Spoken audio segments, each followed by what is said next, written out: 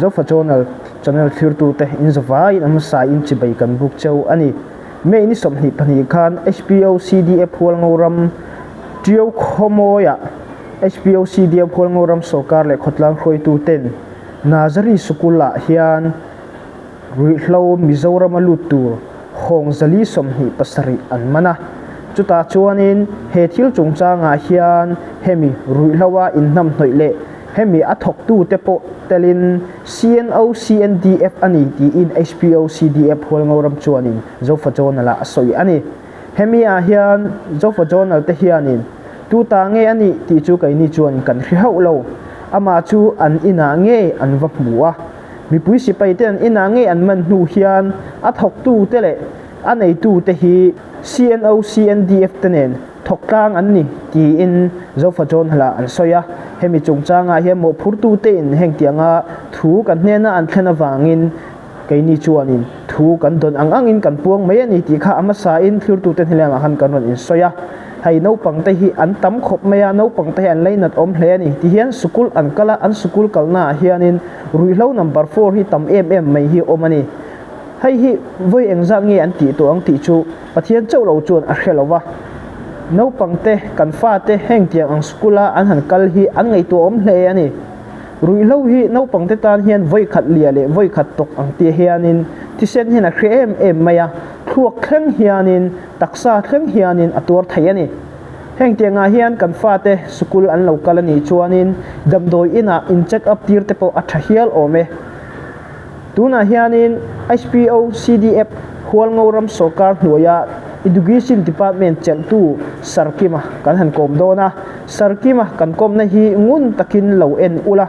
sarkima ngei po in CNO CNDF tenen an thoklang ani ati awangin amun ram nei tu ten an chanchin an han soi te hi kaini chuanin adiklo TMO chung tianga va soi thei kan nei lova heng tianga hianin mo phur tu te an oma media te hianin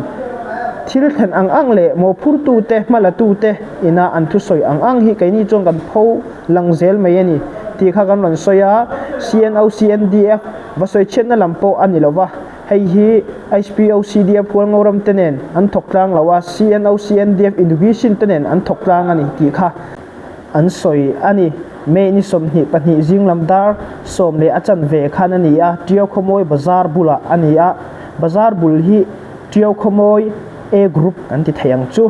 Mizoram atang chuanin section anti ang deuh kha ania no pangte hi lekha an zirlai takania nazari school an kalme kani chumia chuanin an lekha zirlai taka chuanin information an donga an zaluta an zuena ruihlo a omtak sia chuan an zu inpun taloma trio khomoi khotlang khoi tu tele HPO CDF khol ngoram sarkar chuanin information a pea an han inpun khoma an han checking an neya chumia ruihlo an hu vele no pangte hi an han hong tir hala he school hi drug center a an man awangin HPO CDF hol ngoram sarkar chuanin akhar saka nazari school hi tuna hianin thu chuale a ma chu khar sak ani HPO CDF hol ngoram sarkar chuan hol ngoram tlang dung hi ahim to lo hle maya drug center amangin mitam takin drugs an ron tola Mizoram alutin kan mizo fate noi chibi mek annia trio khomoi po hi ahim to lo hle awangin hei aina sa in rui lo do ko nga tran kan la dona mi dang min lo soi sel tu te min lo ti boi tu te omma se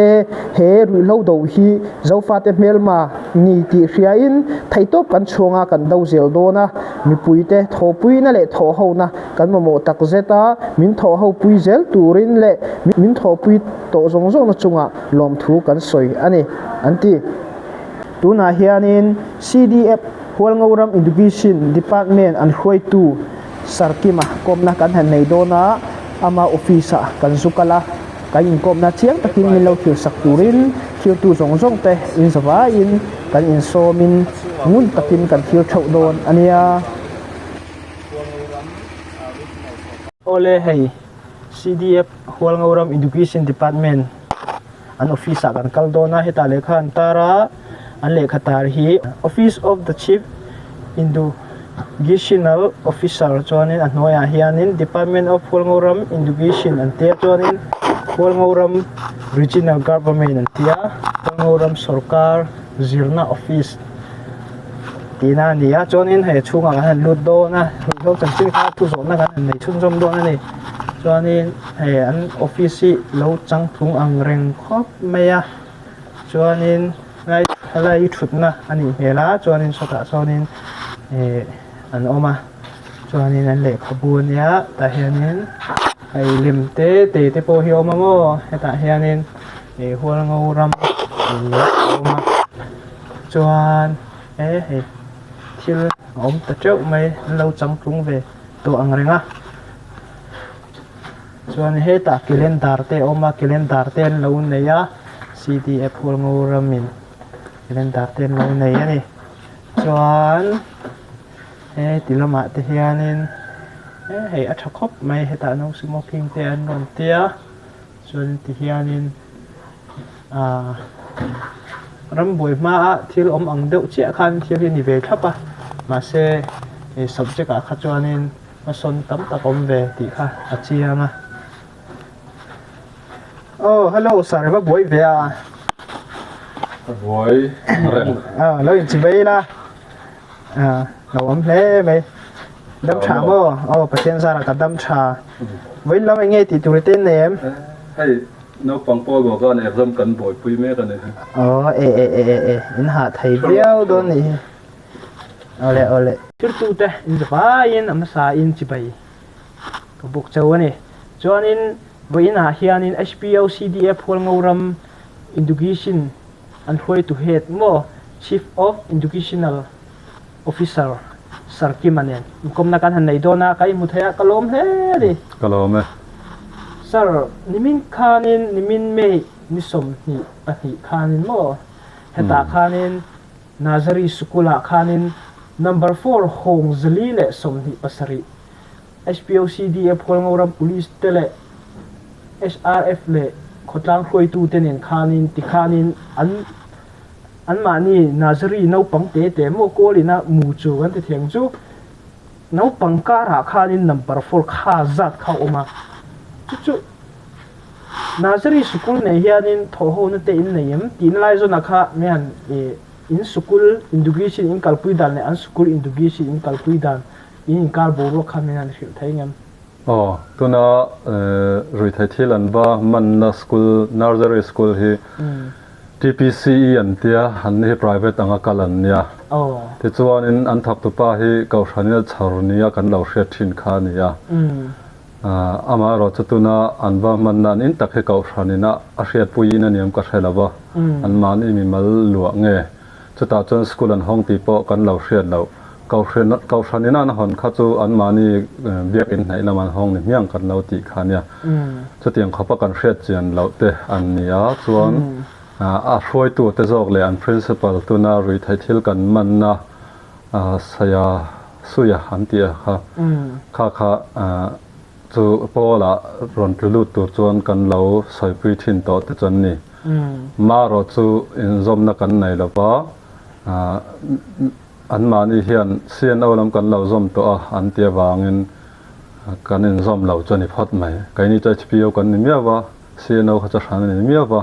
kan in zom lo ti na ni chu salaya an umma khan tio bazar bulan umna sorai tu em ti khani masaka sai tong khan tiao bazar bula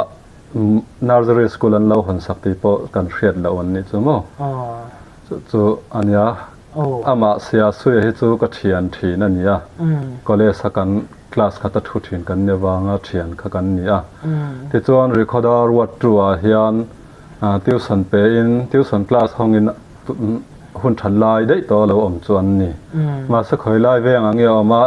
eng ang chin nge lekha lo zir tir eng ang na nge tho hi ka hrian ngai lo ani nia hai ru hlo in man thaya a ina chu lela ma lom om rualin lela ma hianin ru mo thilung a wal ve a education no pang zirna run chunga nge khanin ru hlo tam em kha om ta hemi chungchang a hianin education heti lam in local pui ve na SPO CDF hol ngoram ina zirna lam no pang zirna lam in local pui ve na tanga no pang din hun thirin no pang halum thirin zirtil tu te chon no pang te kong dik in local thina khang te nga khanin enge ilo ngai ve dan ilo feel ve dan khamian khil ve thai ngam khami police le khotla khoi tu te nen a khatia anbat check ti le anwa man ta ti khap media lama kan lo hu khan makkat ti ve dewa chuan atira chon video clip kha kan la hunau ta post pa ngai thalak pa ngai kha ko tong ta ta ya khan ho mo ana kai tu te kan ti dong khang ho thalak velan post lai kha chon rel ro ang wakala om lova ma se video clip aron lan khan no pang ho om nang nge ya khan anwa man ti kha chiang tali tuka no pang ama chon hemi nursery role te khan lo ni sia khang ho en kol nam hun nge an lo man anwa man ta ni ti ka kam hu khan kamang ang ta karin phak bak thilania hemi nursery school hong mewina an no pang en kol na ruma an lo da du kha chu makkati an lo ti thin to chu wang nge an da ve lei lo nge chu ka helawa al khami hunan lo da kha cha ma khop mai min thong khop mai chuan a thok tu te khan khatiang kha an ti du in ka lo ring lawa kau thran hming ni china ka sai tong kau thran ne nin zom na nei ang khan ni phai chuan thil ti chi kha ne lawa an ti po kan rin phak lo thilania mo ama khop mai no pang khanin an liek te hin lo liek nge mo ti te khan ro ta he no lang pau takan da vai chuan no pang chuan an lo khoi pal thai chu ni ma se khatiang em chuan ti lo tur te po ka ngai ma se an phur chuk chho vel le khang vela kha chuan no pang zurna nen chuan a in ti buai deuh lo mo chu ka ti mo no pang a khan hong chuan ei long mo kan ti ni chu a chi lo khop mai ni a ring ringot po khamo no pang tan chuanin ani lo le school no pang an kai lo lai an lo ti te ni lo chuan mo ma sen va man kha chuanin an kai lai nge kha lo ni ang a lo ni ta sia hei e no pang ho phai ka chuan chang e mon lo tia mau an lo ti char char kha mo wan lo chuan a phu lo chuan ni kha roi lo ti khan kha ve si lo wa han lein na om khop mai no pang en kol na hmuna rui lo lo oma kha chu thil thalo lut tu kan chiang sa mo ama hi in laman thei box si lo wa khoyang e chen thin khoyang e tan chet thin khoyang e atom tin lai te hi ange in chui zui na tangin khet te nei police lam chui tur ania kar hriat zong ani lawa ama hi chu hai khol kha chuak ani mela mo kali mi hai khol kale mi ne o hai khol kha chuak khania te chuanin an sai dana chuan zo kha thar lama tangin an ron le lang thin te po chon tia ha kha chu kan hra chiang bi lo mi chan chen hi kan lo thi lem lo kai ni kan hna ni lem lo boka chu ange ti hianin a khoi tu nei tu pa ber kha ti khanin in man ta si lo anu pui kha in man ti te kha kan lo hre ve a chu vo na te in to kem nang ma ni rui lo in khoi he in tol mo heng tianga a tol tu a khoi tu te in han man hianin nang ma ni a har sat na ron pedu ang chi ron vo tu cheu te hin om an om ti na lai kha he milama mala tu police hian nitla puya he police department chu home department kan te home department a chuan bawna te chu lo lun mai thai tin pol thilania wangin ama pol kai hnoya om kai ni education department tangel po alo tok po chon om mana ma se kai ma mi mala hem chuan bawna chu ka malo alom om i pathian hi tha a thil hi engkim mai hi pathian rawel tu nia ran muang sel tura ngai tai la in na pu thuang sel tura bai sei sel tui chau tai la thange chuanin ti khanin a in khar sak ni te kan kal lo hria police lamin mo chu no pang te nu le pa tam tak ta chuin an fa te school kha abal ha ve ni khalai school kal tir ho khamo chu heta HPO CDF hol ngoram education in local puina hianin 18 nge no pang te ai ra ta te pon lo omang khang te nga khanin polson chungchang ate emo zirna chungchang ate emo hemi in zom dan chung changa hanin engtinge nangmanin pol naupang zirlai ron lut thar haute le engtinge nangmani na education in local pui dan ti na la kha min han khil fi sak thai ngam chan chu du le pa tam takin min thira e nangmani kha an ron bethin chausia an lo khia du ve zel te po ka lo ring dawa nia min zota ka chuan kalphung kan lo nei ve a Chinlen huwa pa hian tuna hian ICNCC le Chinlen Council ang hian sarkar akal a chuanin Chinlen Council lam zawk hian atak ramin ha kan thok tam zoka Chinlen Council Chinlen government hoya kaini education department chu kan in thun zom bek to a amaro chu federal dan takin mani bial te te a dan tam tak kan lo zam ve boka mani bial milin kan lo kalani chu ta chuanin he recordar chu chuanin huang auram center man ania wang hian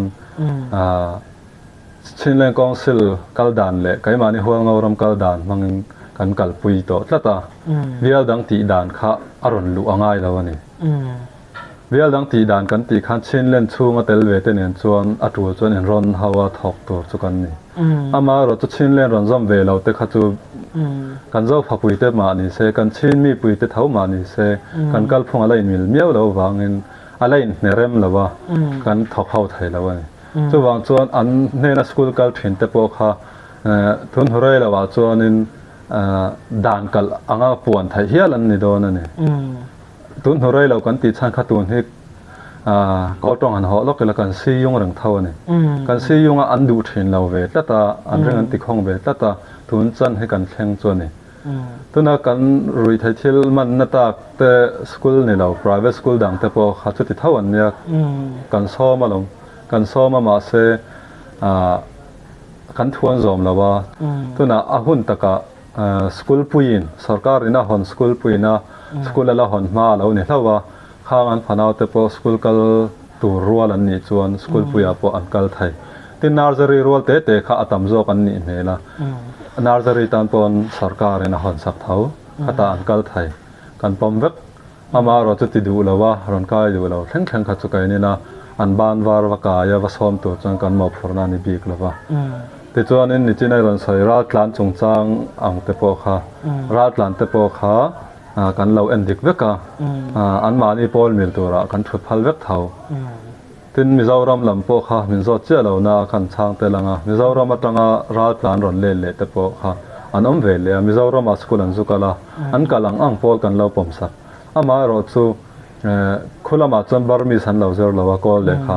chu wang chuan helama an thiam lo le to ni chuan an kai sang chai don chuang la chu wa an mil tok tur kha placement test kan tia po ani lo le po siam rem na exam kan ti don nge zirlai te point tan lak ve ngai zirlai te tan an lak nan chu exam te na kha kan lo bua sai sak tu chuan ma chon kan bial chung le Chinlen Council zom phel sa an ni lo chuan kha exam kha kan ma chon tir zel ani chu ti chuan an pol ma mo na chuan kan thu tir thin ani chu wan har pol kal kai pol son na chung cha he chuanin thil har sali to kam lo kan pom vek thaw kha mani video on viral te kha om nel nuala trong chung cha gu zir chung cha ka mizo trong zir phal lo mizo ram a che zir tur ang chi te kha mizo hi chin kan ni lo wang nge ka ti nge chi nan chian lo nge ti te bo chuanin khang te nga trong chung chang zir phal lo chung chang a kha education kal pu chung chang a hianin national lama in kal dana hianin han sei hil chiang thai ngam Chinlen huap education a chuan language pathum apoma English Burmese le Chin language atia Chin language a chuan eng bik man tur ti am lo wang khan mani bial tong theu kha kan lo uar don ti na ni mai chu ta chuan in kai ni hual ngauram chuan atam jok hian he kan tong he kan manga chu wangin he tong he official office tong kan ti don nge sarkar tong kan ti don nge chu tianga kan man tur ang alo ni ta chuan sap tong le ko tong po chu kan hua so chong lawa atu da na zen kan mangkop vek ta tin federal dan takin school chung changa hi chuan a subject zirla ya kha chuanin ขาชินเลงโกยาคานเฮหัวเงารำช่วงมันนี่มาเสพลามตรงมันตัดนาเอามันนี่อันขัวพลามตรงอันมังเวทละตาอันนี้จวนอันขดลางแต่คานเราอันเรลังอันดูซอกอันเสือไทยที่คานกันเรากัลปุยเทนอามาเราจูพอเราสานเซลคานไกนี่หัวเงารำมาตัดลุมบีกันติเมงจูตัวน่าดูเลียนตรงมิเจ้าตรงกันตีตากเสือเตจวนเสือชนซ้ำเจ้าตัวเขากันนะยามิเจ้ารำลำเอ็มจัดปีin textbook แต่มินสัปลายอินปุยาตินมีมาลมีทันเฮมง่ายแต่มินเราปุยถิ่นบอกว่าแห่งจำพายเชเวลตังเฮียจูว่าจนอัด textbook ชิมคัดปัจเจียนซาระกันตัดทำแล้วว่าข้อหมายตัวแต่ซาระเสือตัวข้าพอสอมแทง pre college แทงข้าเสือตัว ready ซานี่อัด textbook ข้ามาตินอัดเสือตีตัวแต่พอข้ามิเจ้ารำลำมาตั้งเราเลดรอนอินเปเตข้าน้องเวเซอเจ้าว่าข้ากันหาสัตว์ตุกเราชิมว่าเฮมี subject วิกาจุดตัดจนพลามตรงเราเจอดูพอข้าจะเล่นนักกันไปเท่าแต่ดิมตรงเจอดูพอข้าจะเล่นนักกันไปตินมินดัดตรงเจอดูแต่เราอมินฮัลข้าตรงเจอดูแต่พอเราอมเสอันมีชิงจัดกันเอ็น่าเอาอมันนี่จนพัลตัวขันนี่ไม่อยากเฟเดอรัลดานะตัวเสียจนน้ำดังเข้าไปข้าจูตรงดังมังไปข้าจันต่ำลึกตุกเราวางใส่บวยง่ายแล้วว่าเฮกันหัวเงาตลางดงหัวเงารำช่วงอาเฮียนก็ต้องตาฐานในได้ยินตาอารมณ์ในตู้นี่เบรแรงให้ต้องหลอมทุ่มกันในสิ่งใช่ไหมหัวเงาต้องจนลายเจ้าต้องกันตีตุนพลามต้องเตี้ยกันใส่ตาเลย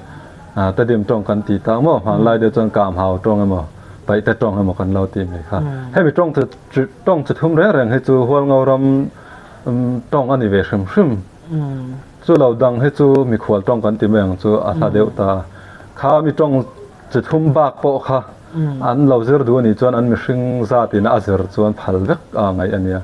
อามาเราจูกันใส่ตัวมาจูอันเราเจอเซลโดนะprimary level อันเราเจอรงเจอชุนซอมตัวค่ะอันไหนโตเราวะนี่มีดีละ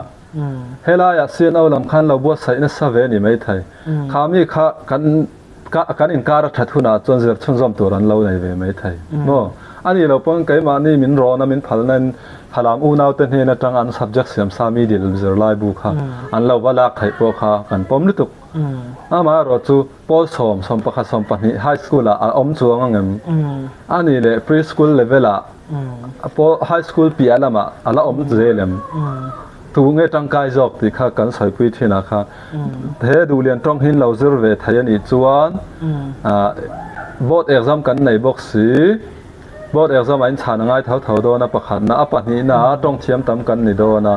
ดินกันเทนออกมาไม่เจ้าต้องมังเลี้ยวกันบาซาร์กายนั่นเนี่ยตัววางเงิน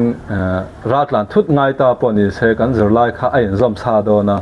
อับไว้แล้ววันนี้ปีที่กันใส่ปุยทินดานั่นนี่มาเสจะเงยตัวที่จงชวนกันตีเรา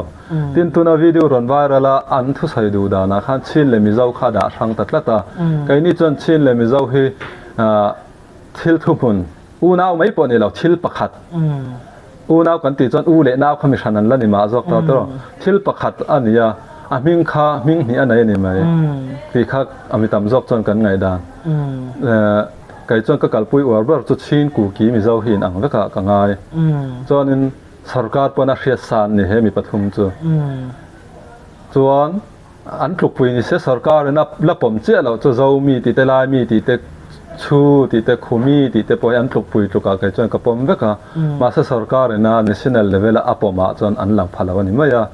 กันเรื่อยๆนะเราผมดานอันนี้ไม่ยาจู่ๆชินมีเจ้าข้ารอนด่าช่างลิตุค่ะจนมักกะตีจวนนี้เฮลามากันตรงกันเจอรักค่ะใช้เสลังคานอมตามีเจ้าเลขาเราหนีมีเอาตาจวนมีเจ้าติจงอ่างไงทัดจวนนี้ทิลดังไอ้หมออติไทยอดีตอ่างไงด่างข้ามออดีตอ่างเขียนมาเสเจ้าพาแต่เท่ากันเนี่ยชินเลยมีเจ้ากันด่าทันต่อเราพดกระจวนเฮลามาปอเลงอันนี้ดินอบีกินหัวเงากลางดุงเละกอลพายะอิติแครังดินปะเลวะเบียลาซอนปะเทียนกลางอัตซอนโมไกมานี่ต้องเฮบาร์มารำช่วงดิกตักข้ากันเราอมชิมกันต้องอันนี้เองอันกันเจอระวังโมกันต้องเจอไทยน่าไรจะฮิวแมนไรอะพอเตลังจู่เองอันเงี้ยมิจารำจะว่าเจอตัวอันไงเฮกันต้องดูเรียนต้องเฮละมาพอกันอาเจอดูกันจนกันเจอรังจู่โมอันมานี่ไล่เจ้าต้องอันเจอดูนี่เลยเจอเว็บบ็อกซ์ละ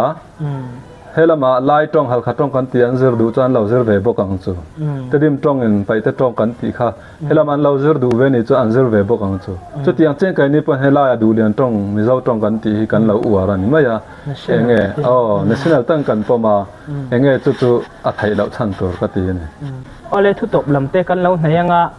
wen chu sarke mane kai mu thaya lomom hle me wen ni kai mu chan chu tuna tang ngai thla ang te kha ni ya indugi si an ka dan che ma zong le helaya rui hlo awanga an khar sak hremna an pek mo zo fa te min suat chimit tu min that chimit tu min hrai reng tu tur khami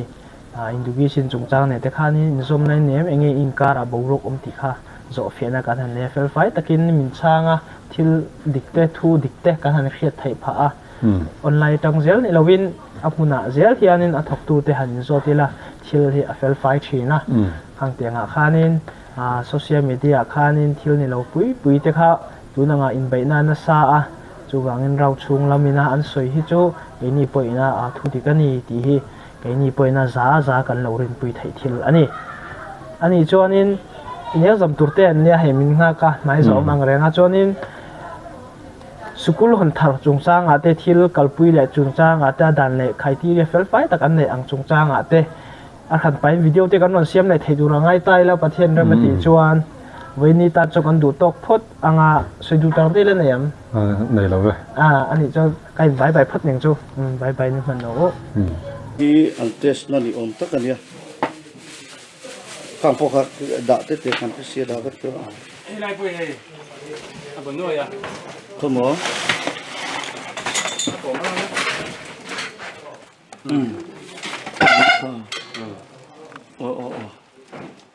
ni kha ka khang po kha la chok vek mai ru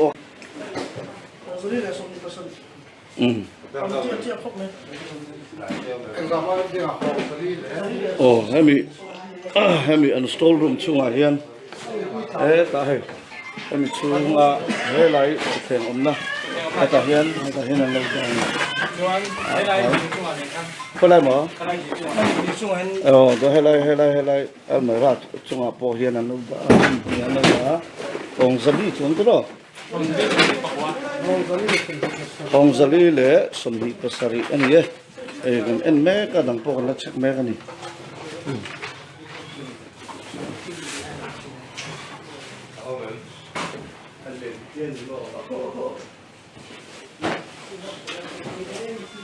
chào em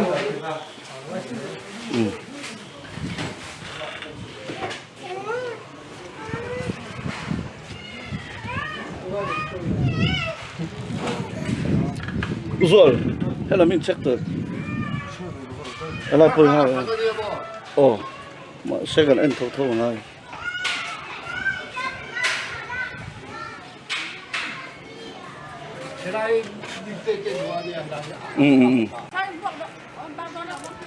ở dưới một chỗ school này á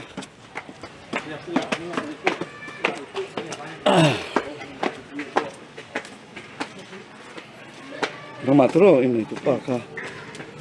kita ini tu pa ni á tak turun satu oma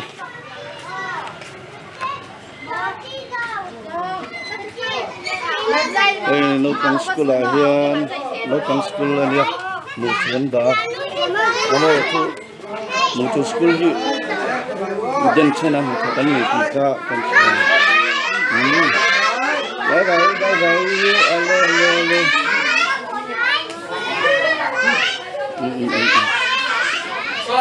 bye bye ô lâu không chỉ lâu ô bye bye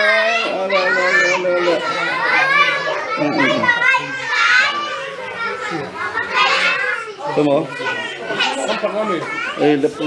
các bạn họ chung nó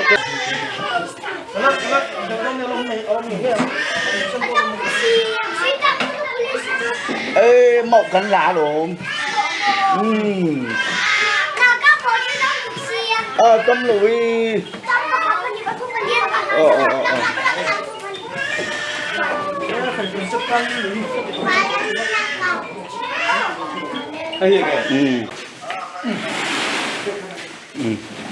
Tần thật thầm ếch cái này cầm một cái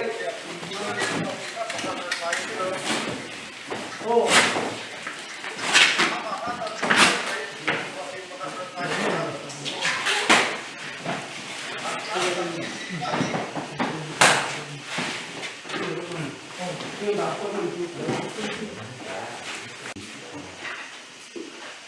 nia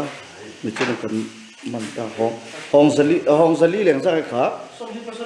so hong sali ne somni pasari mo nursery school a kan manani e tungai ming kha pi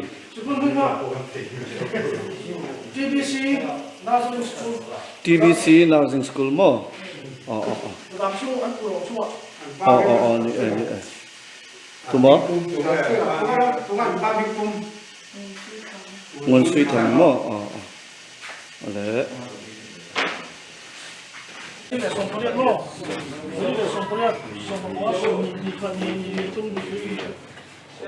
ê Thùng việt để nghe nè cái này hay chỉ làm đấy em chứ mà cái việc xuống là mình hàng cá này nó lâu tao nhỉ cái này chỉ xuống này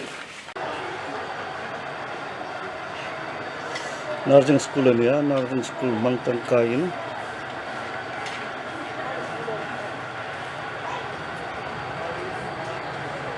nursing school mangtang kain hi hong zali le vel commander ne